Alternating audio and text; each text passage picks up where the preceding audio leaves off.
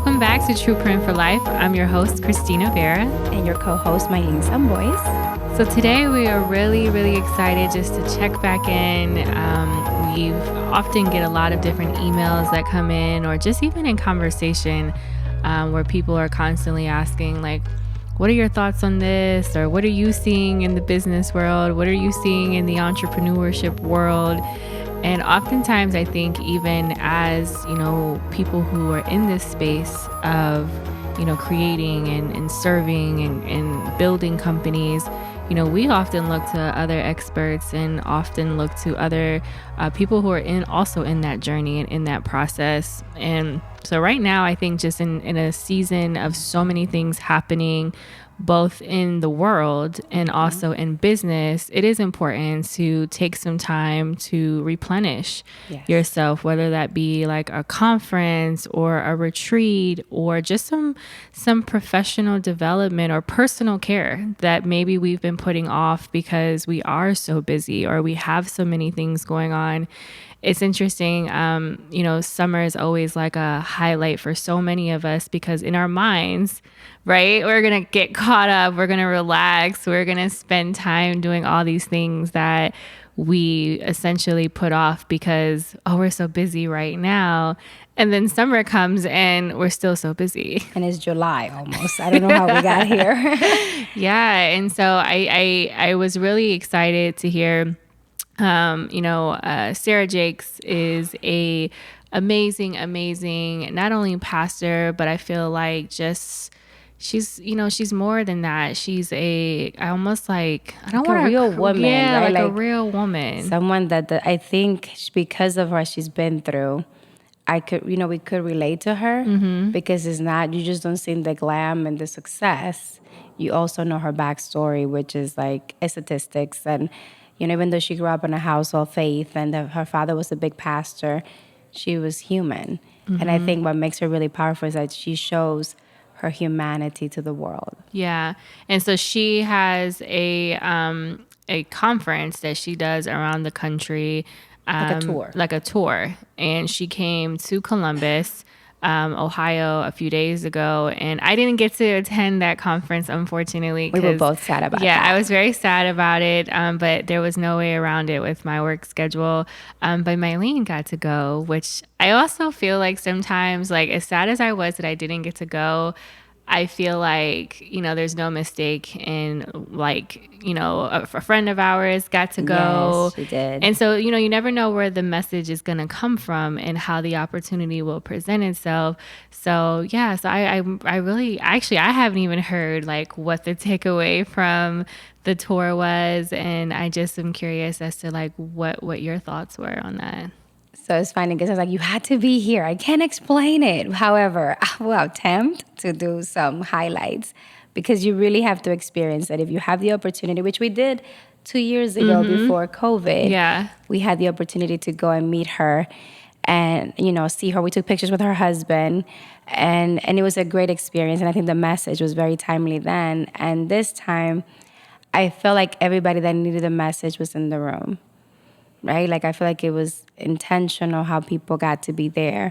There was so many women. I mean, it was a theater. It was the Palace Theater here in Columbus, and it was full of women. And almost like all had that energy and hunger of, transition, transformation, and maybe what they were going through. You can feel like the energy was so palpable, like you could really feel it.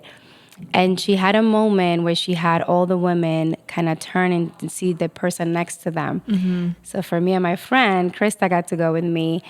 There was another woman at the end of her, and she was by herself. So it was like really the three of us looking at ourselves. And she mentioned a key point. When you ask somebody, how are you doing? People, especially children, she mentioned this for children, they quickly were like, I'm fine. How was your day at school? It was fine.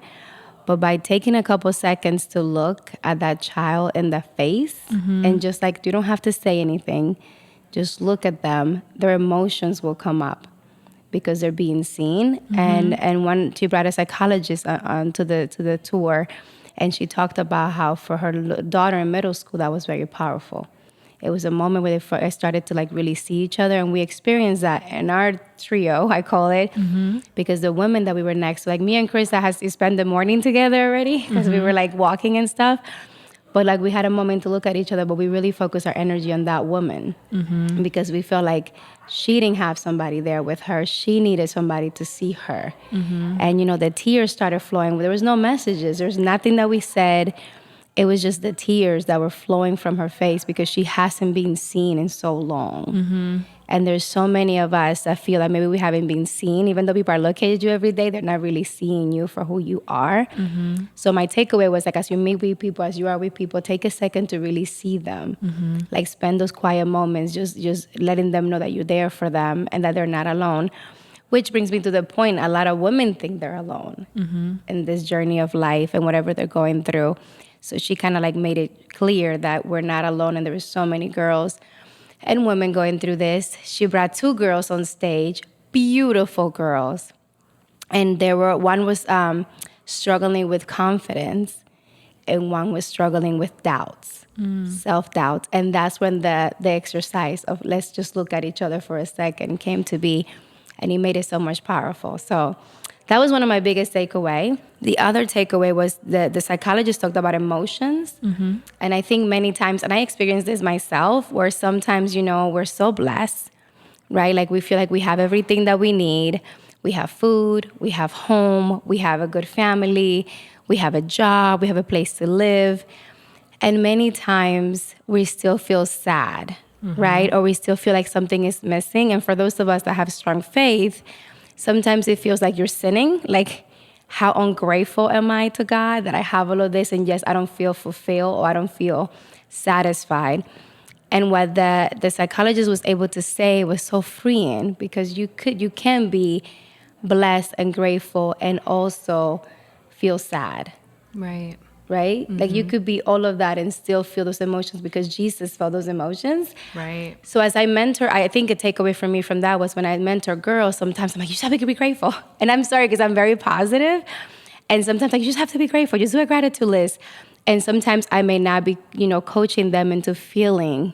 Like take a moment to feel what you're feeling, because it's okay to feel what you're feeling. Does that make sense? It makes total sense. And I think creating the space and the opportunity is so important, that so many people just assume, okay, somebody will help her with that, or somebody will, eventually ask those questions. And I think it's really powerful to say, no, like, I'm going to make it a priority to create those opportunities.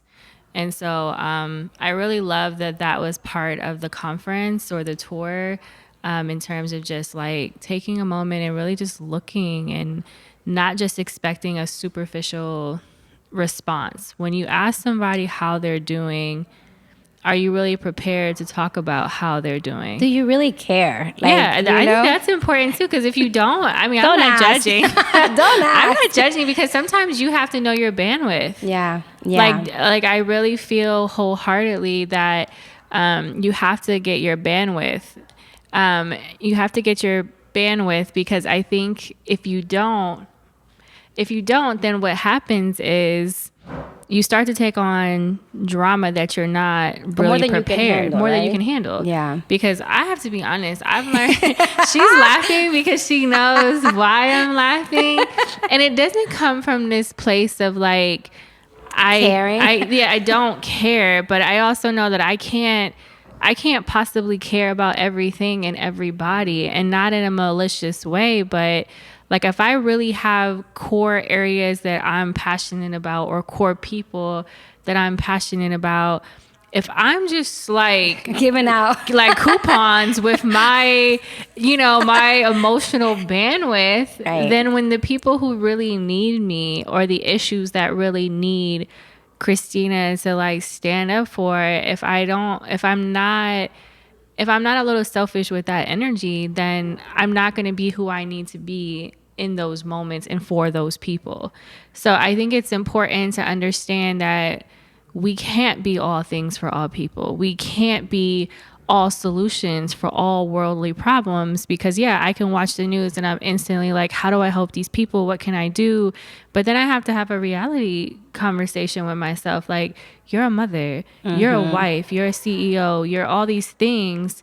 And if I start to just divide myself in ways that are not healthy and are not practical, then really, like, who am I serving? And where would that, and then who comes to replenish that, right?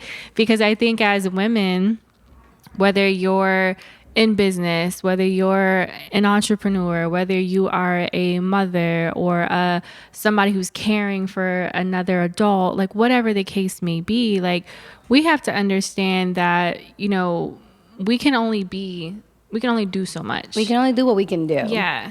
And it's interesting because I learned that from Christina, guys. So I sometimes didn't have boundaries on how much I help because I care so much.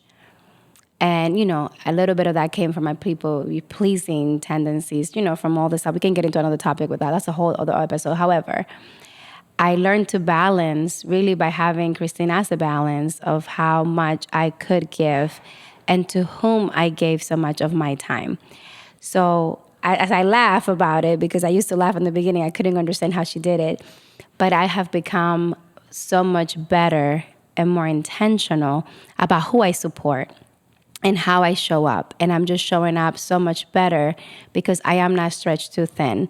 I feel like coronavirus, unfortunately, but it really fortunately helped with that because I don't have to be at 10 events in one day. I literally don't even want to be at 3 in one day. I may make 1 or 2 and I may not make any, right? I may just make a donation and support that way. I will support with my treasure, but maybe my time and my presence is not going to be for that event because I just can't. Mm-hmm. And before I used to feel guilty about that, and I no longer feel guilty about that, which is thank you. Mm-hmm. We all learn, we all grow. One of the highlights of the conference was health. I think they put a very big emphasis on women's health and how a lot of the emotions that we feel, the things that we don't release, actually are causing a lot of the illnesses that Black women specifically have. Because when you don't process those emotions, that anger, that disappointment, and you keep it inside, just pushing forward, like a lot of us do, that's where all these diseases are coming from. Yeah. The heart attacks, there's cancers. Mm-hmm. So they did talk about, like, they encourage everyone to sign up for, like, a screening.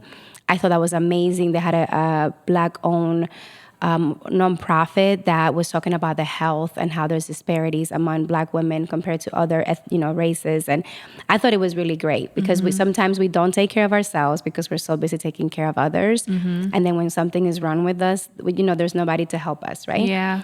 She talked about a movement, right, like taking place, like how this is Sarah Jake says she hopes that in Columbus women would take a stand and have a movement. Mm-hmm. They talked about hiding in plain sight. Mm-hmm. And I thought that was really powerful because an example, which I applied the next day. In the beginning, I didn't like talking. So it's funny, right? We have a podcast. I didn't like standing in front of people and sharing my thoughts because I really didn't think people had anything to contribute. So I never wanted to. And even yesterday, was it yesterday? No, Wednesday when we had our event, and Christina was like, well, you have to, she had me on the agenda for speaking. I was like, no. Like, I feel like you got it.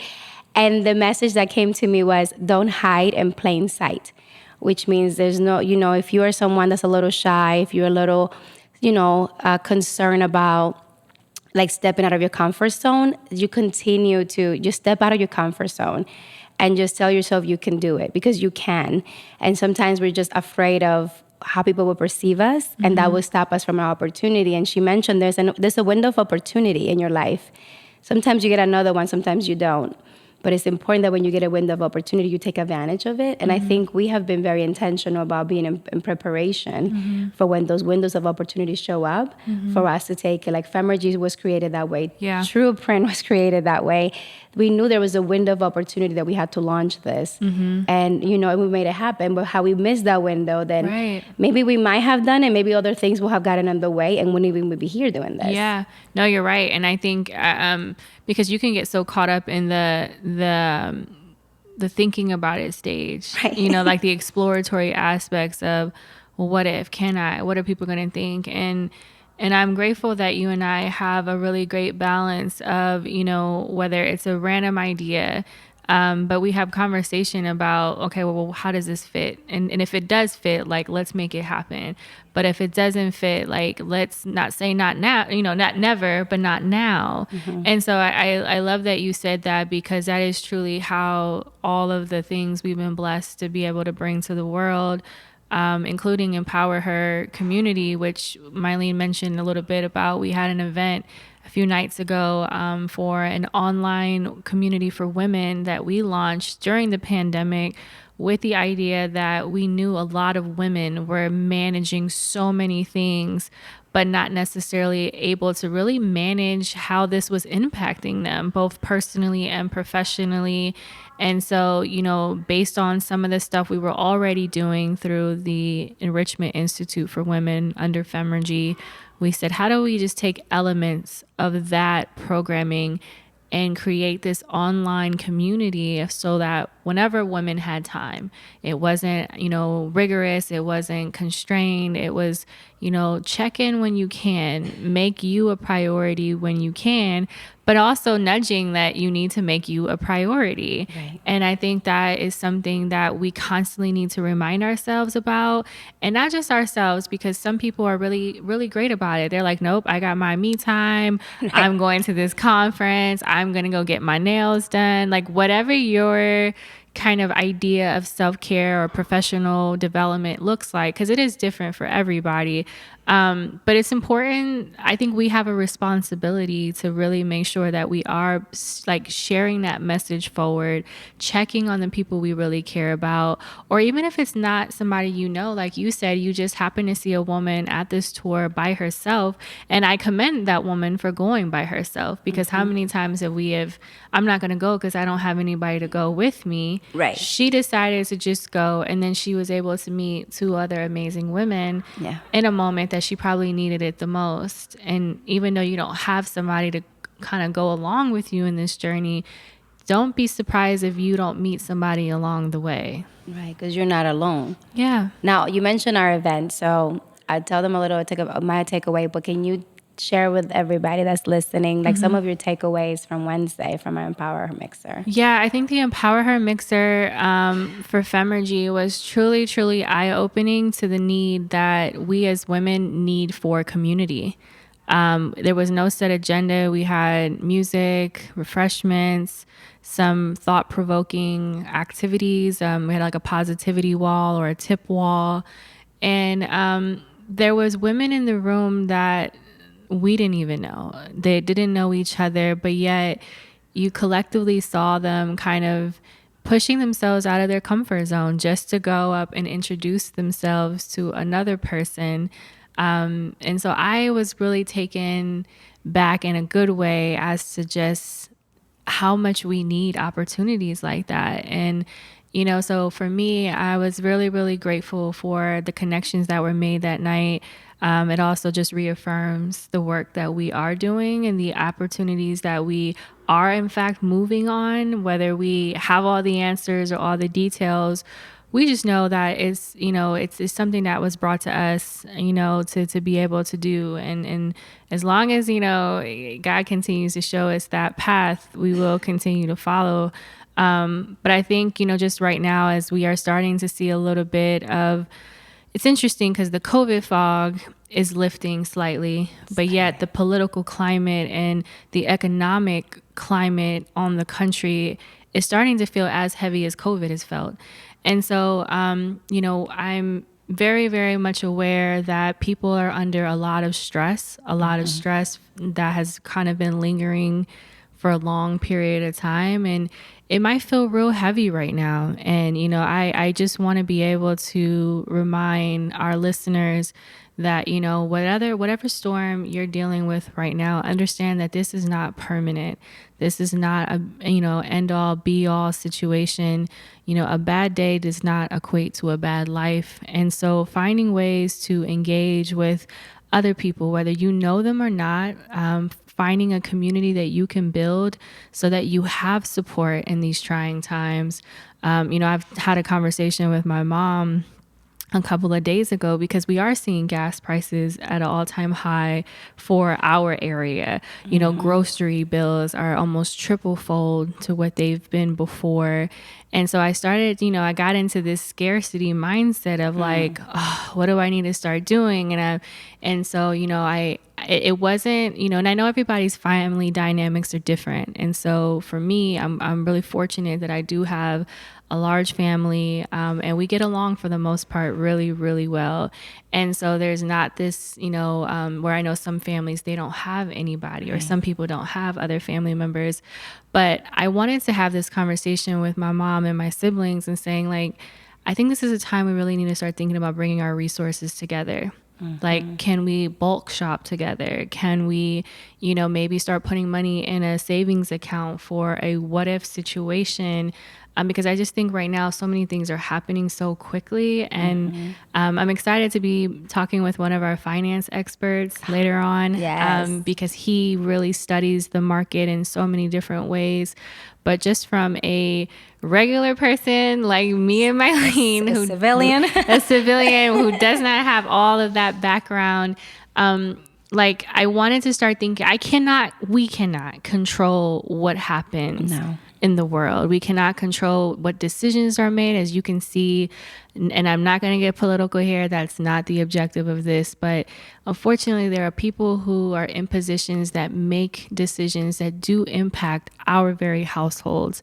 But in the case where I can't control what happens there, but I can control the decisions I make for my household and for my children and for my finances. And so for me, it's imperative that I start thinking about things from the lens of not scarcity. So I had to check myself real quick, because God willing, like, it could be so much worse. And I recognize that. And so I just want to be intentional and very aware of what I can control. So like cutting back on eating out, cutting back on extra apps subscriptions we're paying for that are not necessary, maybe partnering up with my sisters who also have very large families and saying, hey, like, let's go to Costco or Sam's together. Like, I don't need 1,000, eggs, but we can ration, right? You take a quarter, I take a quarter, and we put our money together, because I think this is a time when even if it's not family, it doesn't have to be family, but it could be friends where, like, if I didn't have family, I would probably be like, I'm still coming to you. I'm actually like, it doesn't even matter. I'm gonna be like, because if it came down to it, and I'm like, Maylin, I have to move my whole family in. My house is ready. And I'm willing to pay like X amount. So, because I think this is that time period where it's like, we can be as independent as we want to tell ourselves we need to be. And that's fine if you're able to do so. But this is also, I think, a time to really build a community, not just professionally, but like, how do you really start to think about building a lifestyle that you really can afford and that you can control if, in fact, employment looks shaky, if benefits look shaky, if gas continues to rise the way that it is. Get a bicycle. Yeah, like, really, like, can you be carpooling with people? Like, just thinking about ways to build community to really impact your day-to-day. Absolutely. No, I would go to your house. Like, I'm part of the I'm Puerto Rican. Like, I'm Dominican born, but I'm adopted into the Puerto Rican family. They all know. Yes. But, I think to add to your thing, which amazing, the Empower Her community, that event on Wednesday, because we've shared with them that me and Christina have been blessed, right, to support each other to good and bad, ugly, professionally and personally, but not everybody has that. And we recognize that, right? Because some people are like, well, you guys have each other, you're so lucky. Okay, but you don't have to go through this alone. And that is why we build a community, because we wanted to help more people, not because we had extra time. So that's not why. It was because when we look at our time, we decided work and our time be used more intentional. And it is using it on supporting those that want to grow and that need the support. And some of the takeaways from that night was that some of the women came to me, some that I never met, some that I've been working with through the community, and they said, it's amazing to see other women that feel like I feel. Because for a long time they feel alone. Like, I'm the only one struggling on my job. I hate my job. I hate my boss, right? There's other women that have the same thing, or they're going through the same thing. So right now, not isolating yourself is important, because in isolation, I think there's when trouble comes because you overthink things, you don't see hope. So even if you're not able to join the Empower Her community, which you should be able to because we have great things coming up for that, but you should reach out to us. You know, maybe there's a colleague that's feeling like you're feeling. Like I found some of my really great friends at my jobs. I think at one job I had, I went to my car because I just couldn't take the job. And I went to my car during my lunch, and my friend, the friend that I made, she used to go to her car to cry during lunch because she hated the job so much as well. And we just connected that way, and we're friends to this day. 15 years later, we're still friends. But it's because we connected through that singular thing, right? And kind of supported ourselves through that journey. No longer work at those companies. But there's people that are feeling like you. So like be alert, be aware. And if you don't have that, like this podcast is for that, to give you hope. There's so many events that we do and opportunities to connect with other people that even if you can connect with us directly, which you should, then we can connect you with somebody else that's maybe having a similar experience to kind of help you walk through your experience and not alone. So check out the Empower Her community at femergy.org. I really think there's a lot of great resources there that are going to help you and propel you to know that you're not alone, and going to give you some tips on what you can do right now to work on you, you know, and not be alone, because you shouldn't be alone. Yeah. Well, there's more to come. So much more. Yeah, we have a lot more updates to come, but we just wanted an opportunity to check in with you and let you know that as Maylin has kind of really reiterated, that you're not alone. And no matter what you're going through right now, personally or even professionally, there are other people who are interested in locking arms with you and really pouring into you to kind of get you through this process and throughout this journey. Yes. And as you know, here at Femergy or even at True Print for Life, you know, we often want to remind you that you are important and that you do matter. And so as we close out today's episode, we want to continue to remind you that it's bigger than you. Thank you so much for listening today. We're excited, and we hope that you follow us on Instagram, True Print for Life, YouTube channel, also True Print for Life. And make sure that you share, like, watch our videos. Make sure that you follow us on all streaming platforms.